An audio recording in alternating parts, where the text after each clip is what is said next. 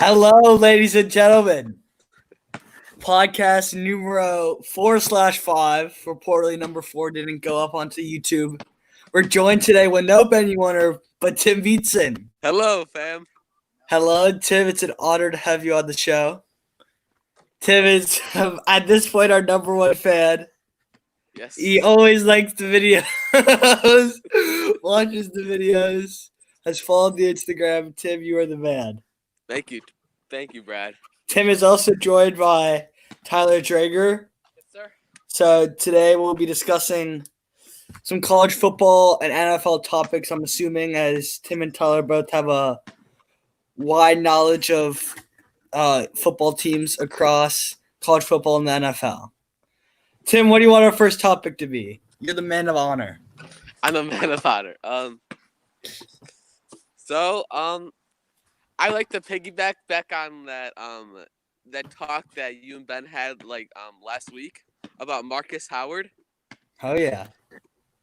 Yeah, I'm not a fan of what you guys were saying earlier, but I think Marcus Howard is an overall outstanding player. Will he be drafted though? Because I don't think a team will draft is he a fourth or a fifth year senior? He's a fourth-year senior. Fourth-year senior, but I don't think a team's going to draft him, at least in the first, early second round. Well, yeah. Well, his height is an issue, which is not good. But his athleticism, his defense as well. His offense, no one can take away. He's an NBA-level scorer. Yeah. But other than that, I don't know why an NBA team would want to pick him up. I'd rather, I would assume I'd rather have a dude from overseas that has some real potential. No, bro, Marcus I just don't know Marcus Howard's Howard's ceiling. I don't know if his ceiling is that high. He'll get signed to a G League team. Yeah, most likely get signed to a G League team. That is true. He'll probably, if I had to guess, he'll probably be a two-way player. Half of the games in the NBA, half of his games in the G League. Yeah.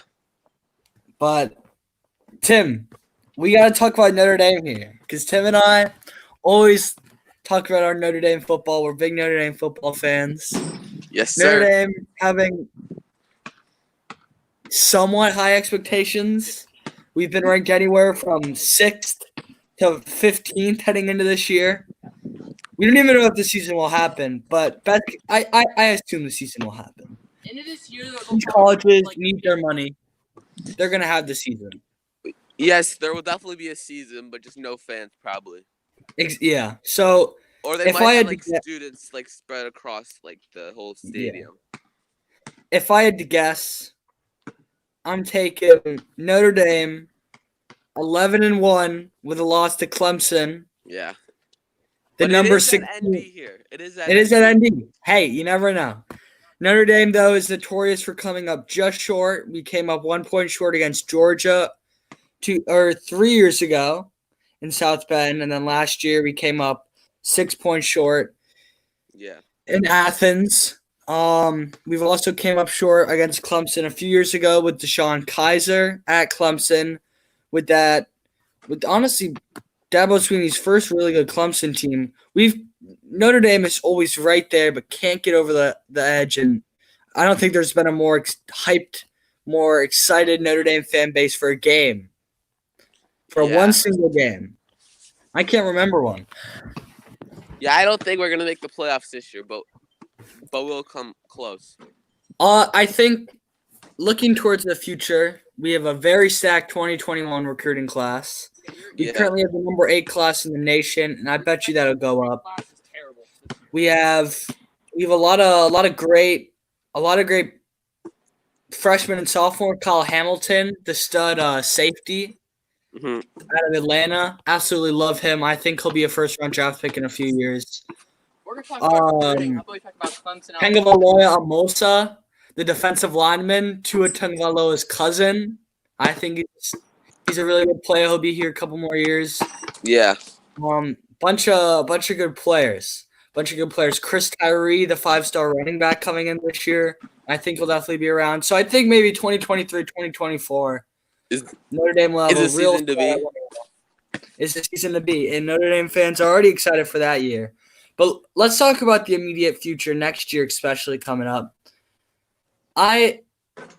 I really think Notre Dame could be a top 6 team in the country. My top 6 currently, come playoff time, before the playoffs, I have Ohio State 1, Yeah. Clemson 2, Alabama 3, Florida 4, Oklahoma State 5, and Notre Dame 6. I don't have Oklahoma there.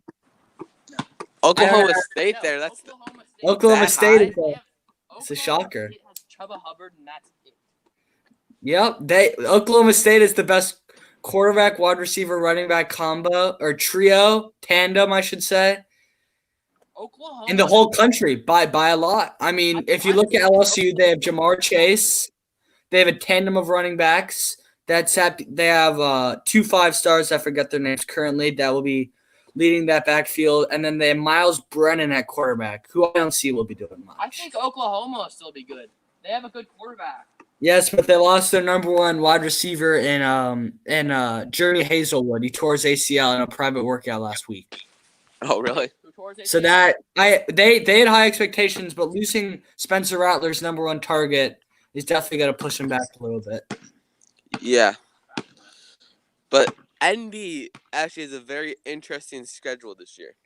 We do. We play on Halloween night against Duke at home in South Bend. That's a win.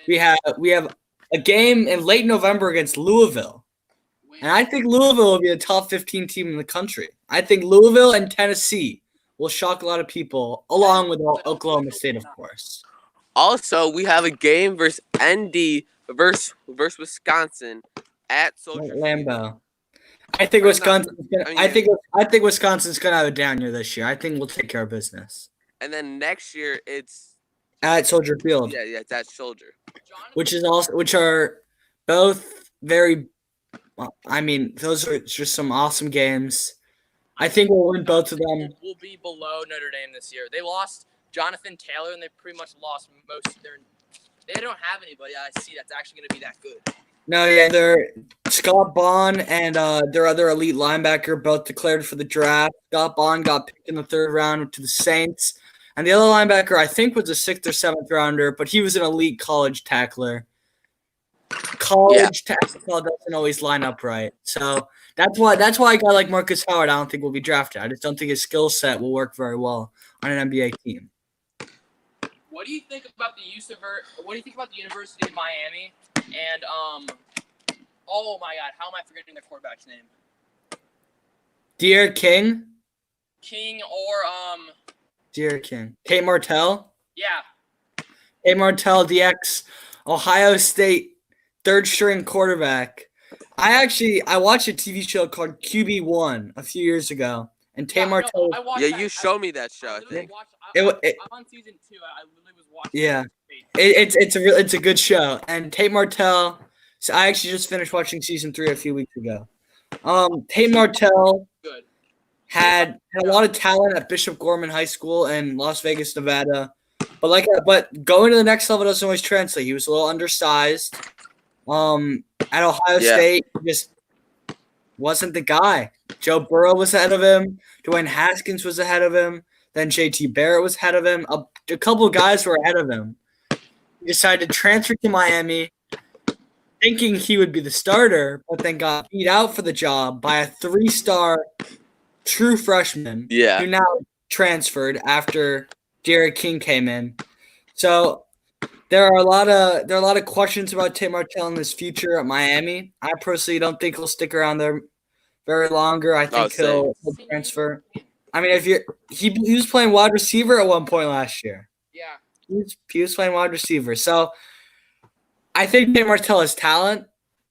I don't think he's a high Division I talent, though. I think maybe at a very good FCS school or at a mid-major, I think he could start, and I think he can maybe branch out with an NFL team in the next couple years. Yeah, I'm like not sure. 2 to 3 years What ish. school do you think has the best best quarterback room of all time? I think it's Ohio State, especially in the recent years. With Joe Burrow, JT, and Dwayne. And then before that, they had Cardell, they had JT, and then they had one other guy. I forgot his name. I'm gonna be real though. Cardell had the best wide receiver group you could possibly have. He had an elite Braxton Miller. He had a young Paris Campbell, Terry McLaurin. He had so many elite wide receivers there. I know, but he's gonna make the pass to him.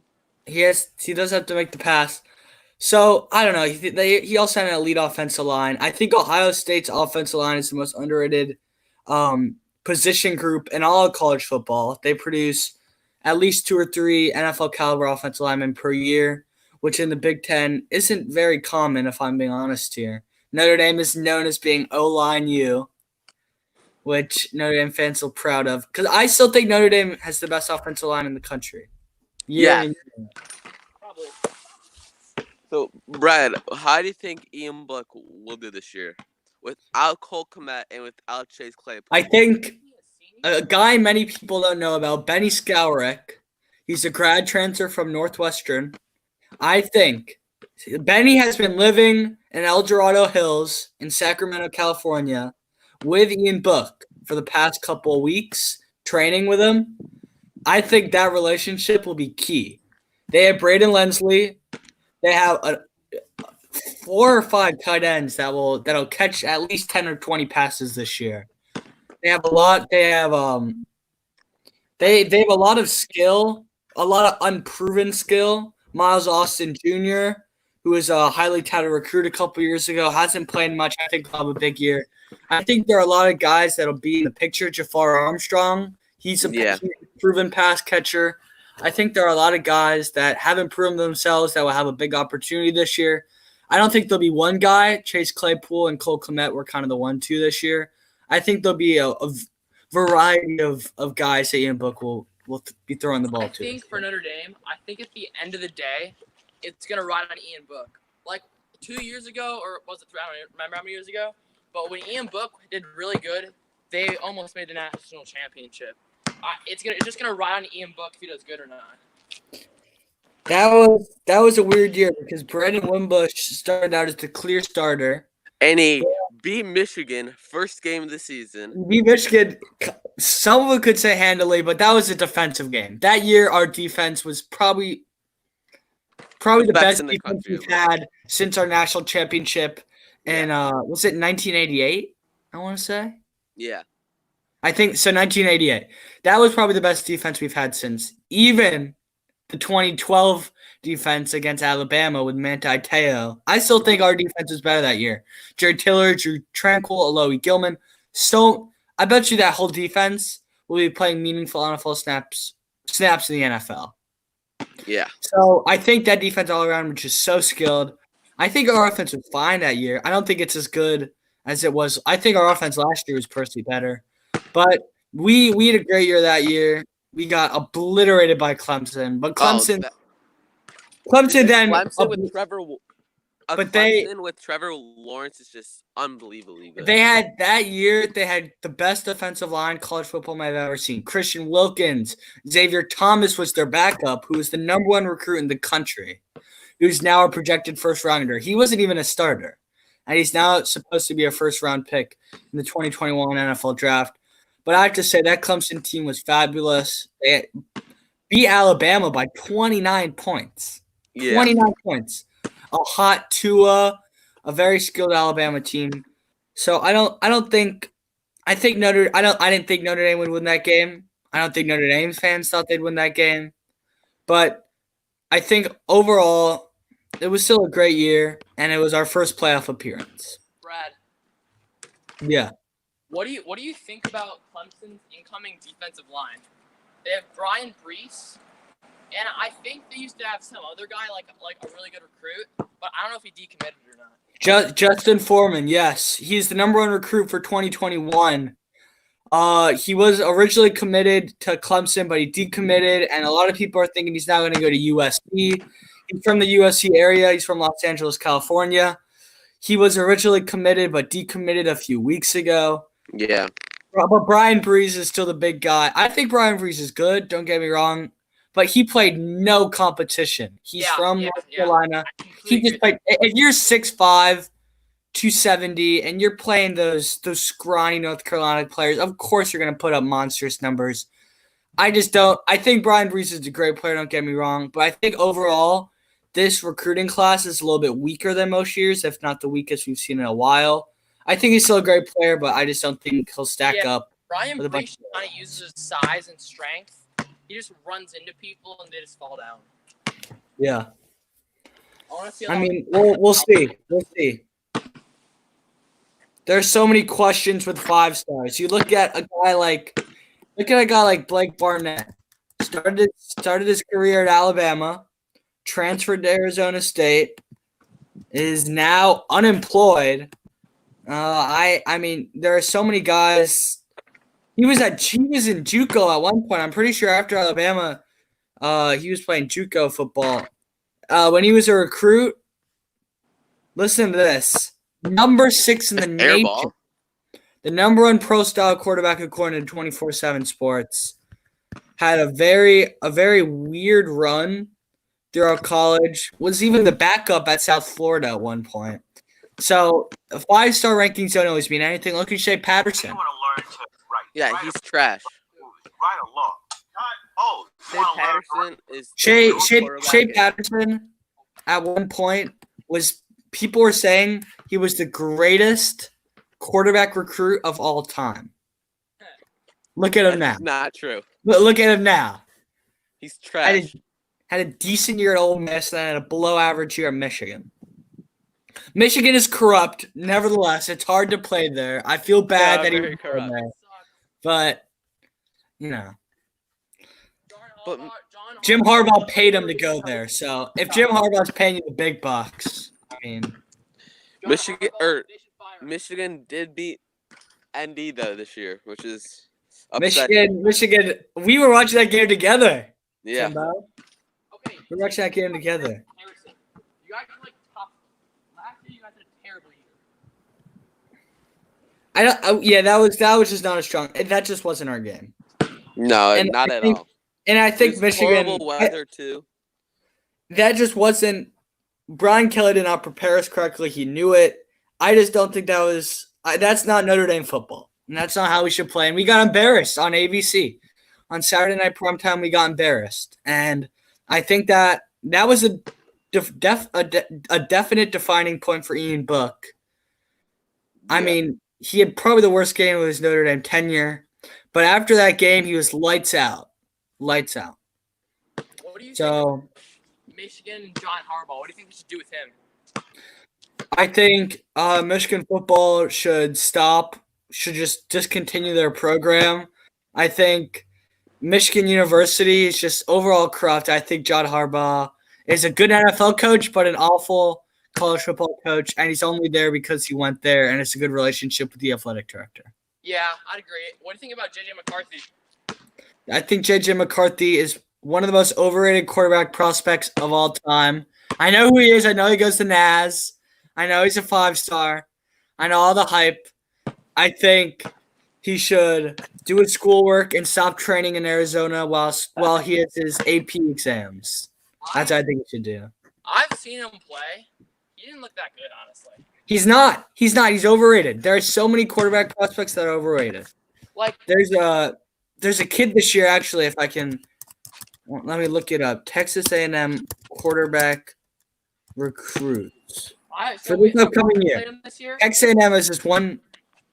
Haynes King. There he is. And I was surprised. Like Yeah. Like I'm like you in warm-ups. He like missed every throw, and like they beat us by 20. Like that sounds like it's bad, but we had a mostly sophomore team. They should have destroyed us. Yeah, I think I'm not a huge I think quarterback rise. Am thrilled with Notre Dame. We got a dude named Tyler Buckner Yeah. in California. Do you know him, Tim? He's 2021, 5-star. Yep. I am absolutely thrilled. I personally think Tyler Buckner is beyond better than J.J. McCarthy. And there's a reason why J.J. McCarthy is going to Michigan. He's going to get paid there. We all know this. Michigan pays their kids. Yeah. There's a reason why Rashawn Gary went there, the number 1 recruit in the nation a couple years ago. It's because they paid him. Look at him now. He's a backup on the Oakland Raiders. I don't know. I think Wait, who are you talking about? Rashawn Gary. He's a big D lineman. Yeah, I know who he is. Yeah, I just think Michigan University is corrupt, and I think their football program is the most overrated football program in the nation. I agree. Michigan I don't- is if you guys dog haven't really poo. seen this, like Michigan, the Ohio State rivalry. That's a big rivalry.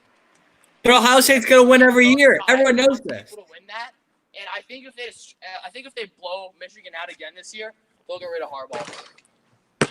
I think John Harbaugh's time in Michigan is slowly coming to an end. Yeah, not so. This is he doesn't have many years left. Yeah, Michigan's about to go straight downhill after John Harbaugh leaves. No, they're gonna go. I don't know if it'd be that. It'll be interesting to see who they hire. I'll tell you that. That's They've- true. They need some new Rich Rodriguez, the ex-Alabama assistant who took over that program, was it 10 years ago? He didn't last very long, and he had better years than Jim Harbaugh's having. They need Yeah. They need to get they need to get some better recruiting. What they need to get. Their recruiting for their recruiting is definitely better than their ranking. They suck. Yeah. I'll tell you what. If I was Michigan, I'd be looking at a guy like Jeremy Pruitt, the current Tennessee head coach. Tennessee University currently is the number 3 recruiting class in the nation for 2021. With a coach who's only had one full year of games under his belt at Tennessee. I think Tennessee will be a great team in a couple years if he stays. Now, will Tennessee bank out? Will Tennessee pay him everything in hopes he stays? I don't know if Tennessee has that money, or I don't know if Jeremy Pruitt wants to go to a school like Michigan, How about that? wants to go to a school like Miami, wants to go to a school like UCLA, a school like USC, a team that might be firing their coach and needing a new coach the next few years. Yeah. So, back to ND football. How do you think about Rob Kelly doing? How do you think he's doing? Rob Kelly. Who's Rob Kelly? Not fudging Rob Kelly. What's his Ryan name? Kelly. Ryan Kelly, yeah. Well, I think Ryan Kelly's doing fine. I think from what I've heard, he's been very, very, very active this offseason, especially with making sure all these new guys are well set for the year, for this upcoming football season. I think he's done a fine job, and I'm excited for this year. But yeah, I mean, as fans, we're not always gonna know what the head coach is doing. So. Yeah. What else do you want to talk about, Brad? I think that's good, Tim. I think we talked about a lot of things. Talked about Notre Dame football, how Michigan University is corrupt. And hopefully we can get you on here again with Ben, and we can tell him Yes. why Michigan University is corrupt. But Tim, Tyler, thank you for joining the show. Yep. Thank you, Brad. It was fun. Keep shooting hoops and practicing social distancing. Thank you, Brad. All right, we'll see you. See ya. See you, Tim. See you, Tyler.